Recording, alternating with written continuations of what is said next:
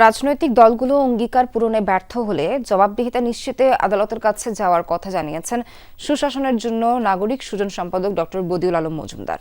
ভোগান্তি ভুলে চলে আসুন রিগালে, ওয়ারেন্টি সহ স্টাইলিশ কালেকশন নিয়ে রেডি রিগাল ফার্নিচার। সকালে রাজধানীর সিডাপ মিলনায়তনে গণঅভ্যুত্থানের আকাঙ্ক্ষা সংস্কার ও নির্বাচনী ইশতেহার শীর্ষক বিভাগীয় সংলাপে তিনি এসব কথা বলেন। বদিউল আলম মজুমদার বলেন, জুলাই সনদ ও সংস্কার কমিশনের সুপারিশ বাস্তবায়নে রাজনৈতিক দলগুলোর স্পষ্ট অঙ্গীকার থাকা প্রয়োজন।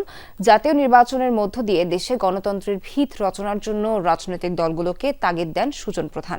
সভায় অংশ নেন বিভিন্ন রাজনৈতিক দলের নেতা ও সুজনের বিভাগীয় প্রতিনিধিরা। এদিকে সুজনের 15 দফা অঙ্গীকার বাস্তবায়নের প্রতিশ্রুতি দেন রাজনৈতিক দলের প্রতিনিধিরা। আমাদের রাজনৈতিক দলগুলো যে সকল অঙ্গীকার করে সেগুলো তারা রক্ষা করে না। তো এবার আমরা চাই যে আমাদের সত্যিকারে যদি সুষ্ঠু নিরপেক্ষ নির্বাচনের মাধ্যমে গণতান্ত্রিক উত্তরণ ঘটাতে হয়, তাহলে তারা যে অঙ্গীকারগুলো করছে সেই অঙ্গীকারগুলো যেন তারা অক্ষরে অক্ষরে বাস্তবায়ন করে। আর তা না হলে আমরা ভবিষ্যতে এই নিয়ে হয়তো আদালতের স্বর্ণমানিত হতে হবে।